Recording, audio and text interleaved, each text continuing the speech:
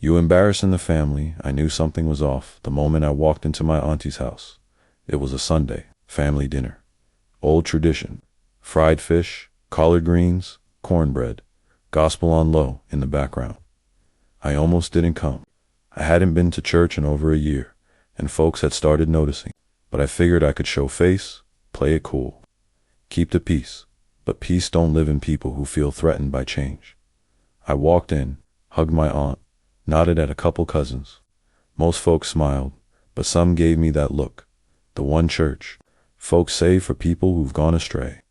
Then I saw her, my mama, standing in the kitchen stiff as a broomstick, eyes red like she'd been crying or trying not to.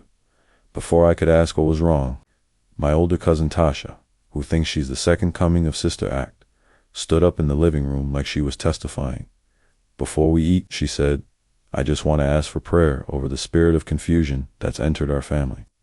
Silence. Then slow nods. She turned her eyes to me. Direct, there's folks dabbling in things they don't understand. Posting devil signs online, playing with spirits that don't come from God. My fork froze halfway to my mouth. I looked around. Nobody said a word. Just the clinking of silverware and the static of old gospel music behind her voice. Like a warning, she wasn't done. I don't care what they call it, ancestral healing, African roots, energy, if it ain't of the Lord. It's witchcraft, and we don't do witchcraft in this family. She stared right at me. You embarrassing the family. Right then, something in me cracked, but it wasn't shame. It was clarity. I stood up, not loud, not angry, just done. I'm not lost. I'm just not asleep anymore, Tasha scoffed. That ain't sleep, that's delusion. You out here talking to demons? No, I said.